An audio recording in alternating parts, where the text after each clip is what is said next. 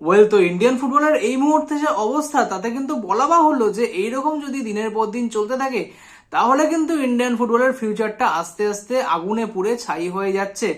कीजिए meeting meeting, खेलिए meeting meeting, करते रहिए मीटिंग मीटिंग, आल हुआ मीटिंग। গত 3 ডিসেম্বর কিন্তু একটা মেগা মিটিং কিন্তু ছিল স্পোর্টস মিনিস্ট্রি এবং ইন্ডিয়ান ফুটবলের বিভিন্ন রকম এন্টিটির মধ্যে। সেখানে ISL club, I league clubs, AIFF, FSDL আরো বিভিন্ন ব্রডকাস্টিং পার্টনার তাদের নিয়ে কিন্তু একটা গ্র্যান্ড মিটিং কিন্তু হয়েছিল। তো সেই মিটিং থেকে কি আউটকামস বেরিয়ে এসছে খুব ছোট্ট করেই আমি কিন্তু কথাটা বলবো সেটা নিয়ে। তো সেইখান থেকে পসিবল ইন্ডিয়ান ফুটবলের ফিউচার বা সুইটেবল ফিউচার কি হতে পারে সেটা নিয়ে কিন্তু অবশ্যই ডিসকাস করব। তো চলো ভিডিওটা শুরু করি। প্রথমে যেটা বলবো সেটা হচ্ছে আইএসএল ক্লাবদের মধ্যে কিন্তু প্রায় ভাঙন ধরে গেছে। তার কারণ ইস্ট বেঙ্গল মোহামেডান এফসি একদিকে, আরেকদিকে কিন্তু মোহনবাগান এবং বাদবাকি ক্লাবস আরেকদিকে।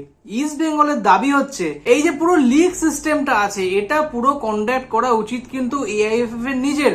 টাকা পয়সা যেটা জেনারেট হবে সেটাও কিন্তু সম্পূর্ণ পাওয়ার কথা কিন্তু এআইএফএফ, যেটা আগে এআইএফএফ কিন্তু আই লিগ চালাতো সেই রকম কিন্তু হওয়া উচিত এই আইএসএলটা, মানে সম্পূর্ণ অধিনায়কত্ব কিন্তু এখানে এআইএফএফ এর থাকবে। এইটা কিন্তু দাবি ইস্ট বেঙ্গল ক্লাবের।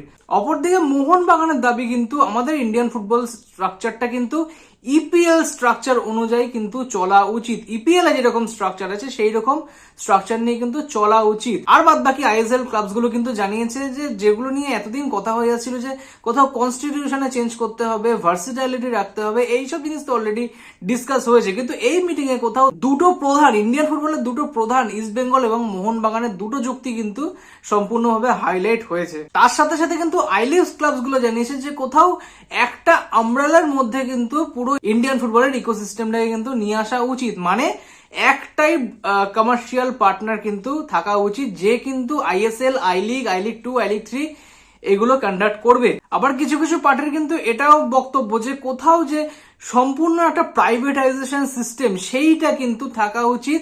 কারণ প্রাইভেটাইজেশন ছাড়া আদার্স যেসব স্পোর্টস গুলো চলে, টেবিল টেনিস বলো, কাবাডি চলো, এইগুলো যেরকম চলে তো তাদের মতনই কিন্তু পুরোপুরি প্রাইভেটাইজেশন থাকা উচিত এখানে। আমি জানি না অন্যান্য স্পোর্টস গুলোর সাথে ফুটবলের কি এখানে সম্পর্ক, কেউ ক্রিকেটের সাথে যোগ করে দিচ্ছে, কেউ কাবাডির সাথে যোগ করে দিচ্ছে, আই ডোন্ট নো এখানে কি সেন্স থাকে, কিন্তু এইটা কিন্তু অ্যাকচুয়ালি হচ্ছে। পার্সোনালি যখন এফএসডিএল এর সাথে আলাদা করে যখন মিটিং হয়েছে, এফএসডিএল কিন্তু জানিয়েছে যে আমাদের এই 15 বছরের যে এগ্রিমেন্টটা ছিল তাতে কিন্তু আমরা টোটাল প্রায় 2000 কোটির উপরে কিন্তু আমরা অলরেডি লস করে ফেলেছি। সেক্ষেত্রে আমাদের রিনিউয়ালের জন্য কিছু আমরা শর্ত রেখেছিলাম, সেখানে কনস্টিটিউশনে চেঞ্জ করতে হবে, অপারেটর যেটা রয়েছে অপারেটর বাই পুরো যে এআইএফএফ এর কন্ট্রোলটা থাকবে সেই কন্ট্রোলটাকে কিন্তু তারা মানতে চায়নি। বা কোথাও এই জিনিসটাকে দেখতে হবে যে প্রফিট অ্যান্ড লসের যে জিনিসটা, আমরা শুধু কেন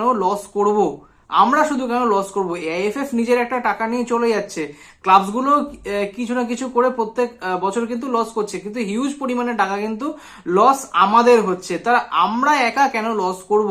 প্রফিট হলে সবার হবে, লস হলে সবার হবে।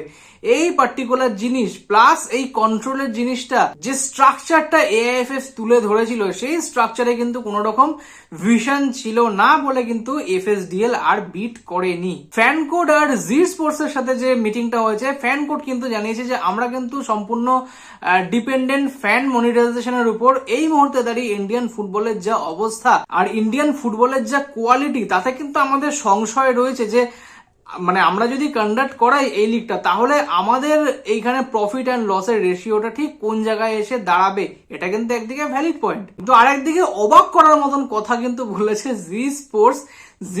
যেটা বলেছে সেটা হচ্ছে ইন্ডিয়ান ফুটবলের দ্বারস্থ হওয়া উচিত বিসিসিআই এর কাছে, কারণ বিসিসিআই এর ক্যালেন্ডার অনুযায়ী কিন্তু ইন্ডিয়ান ফুটবলের ক্যালেন্ডার হওয়া উচিত। 12 মাসের যদি ক্যালেন্ডার থাকে সেখানে 10 মাস ক্রিকেট চালানোর কথা বলা হয়েছে, তার পরিবর্তে 2 মাস বাকি থাকবে, সেখানে কিন্তু ফুটবল চালানোর কথাবার্তা বলা হয়েছে।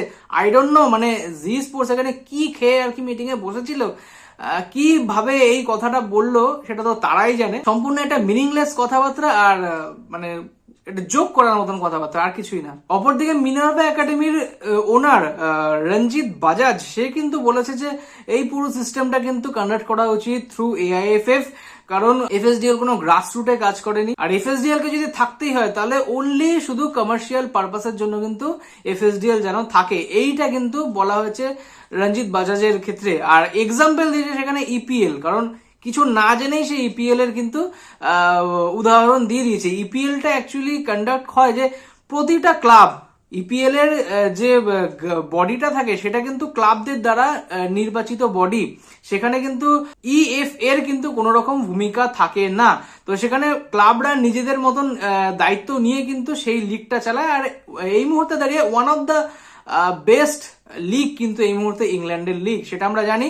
সেই ইপিএল এর উদাহরণ কিন্তু বারবার তুলে দেওয়া হয়েছে। তারপরে যখন কল্যাণ চৌবে যখন নিজের বক্তৃতা দিতে ওঠে তখন কিন্তু তার প্রথম বক্তব্য ছিল এটাই যে we are ready to conduct the ISL, I don't know how and when, কিভাবে আমরা সেটা কিন্তু জানি না। তারা বলেছে যে কোথাও আমরা সেই আগের বছর সেপ্টেম্বর মাস থেকে কিন্তু মিটিং করে আসছি এফএসডিএল এর সাথে, তারপরে মাঝখান থেকে সুপ্রিম কোর্ট ঢোকে, সুপ্রিম কোর্ট বলে যে আমরা রিনিউয়াল করতে পারবো না, এই সব জিনিসগুলো বলেছে। মানে পুরোপুরি নিজের ঘাড়ে যাতে দোষটা না আসে সেই চেষ্টা কিন্তু করে গেছে এখানে প্রত্যেকটা এন্টিটি। কিন্তু এখানে শেষে যখন স্পোর্টস মিনিস্ট্রি সবার বক্তব্য শুনেছে তারপরে কিন্তু স্পোর্টস মিনিস্ট্রি জানিয়েছে যে গভর্নমেন্ট কিন্তু ইন্ডিয়ান ফুটবলের পাশে আছে, গভর্নমেন্ট কিন্তু সম্পূর্ণ পরিমাণে হেল্প করবে, আর কোথাও ইন্ডিয়ান স্পোর্টস সিস্টেমে প্রাইভেটাইজেশন আনার চেষ্টা কিন্তু চলছে।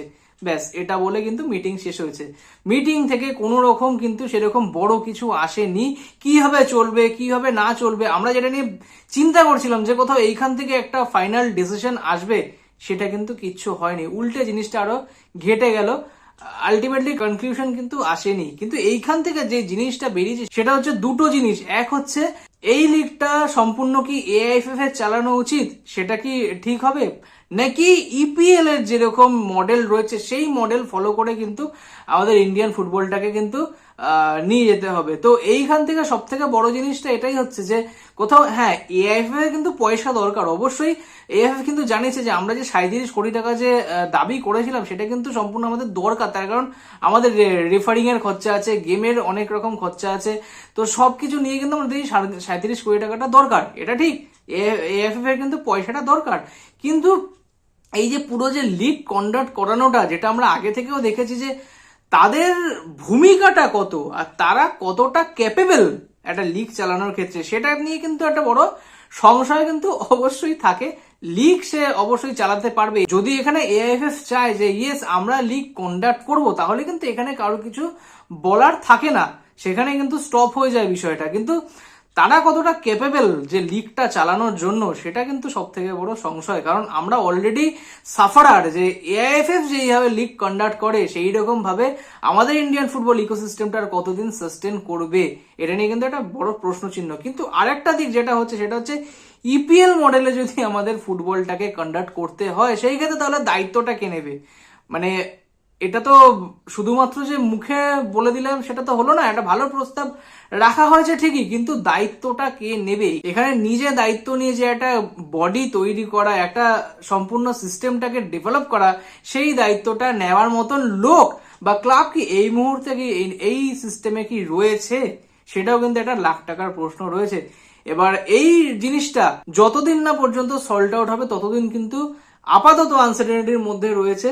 আর 8ই ডিসেম্বর কিন্তু অফিসিয়ালি এফএসডিএল এর সাথে কিন্তু এএফএফ এর চুক্তির লাস্ট দিন। রাইটস কিন্তু অলরেডি কিভাবে করে দিয়েছিল এফএসডিএল, কিন্তু যে চুক্তির যে একটা টেনিওরটা থাকে সেই টেনিওরটা কিন্তু অফিসিয়ালি শেষ হয়ে যাচ্ছে 8 তারিখ কি 9 তারিখ, এরকমই একটা হবে, 8 তারিখ কি 9 তারিখ। তো এই হচ্ছে পুরো বিষয়টা। এবার আরো কত খারাপ দিন আমাদের জন্য অপেক্ষা করে রয়েছে সেটা তো এবার সময় কথা বলবে, দেখা যাক কি হয়। এবার তোমাদের কি মতামত তোমরা একটুখানি কমেন্ট সেকশনে অবশ্যই জানো, তোমাদের কি মনে হয় কোনটা করলে এই মুহূর্তে ইন্ডিয়ান ফুটবলের জন্য সব থেকে ভালো হয়। তো আজকের ভিডিওটা এই অবধি। ভিডিওটা যদি ভালো লেগে থাকে তাহলে প্লিজ একটুখানি লাইক করে দাও, চ্যানেলে প্রথমবার এসে দেখলে চ্যানেলটা সাবস্ক্রাইব করে দাও। দেখা হবে পরের ভিডিওয়ে, ততক্ষণের জন্য শুভরাত্রি।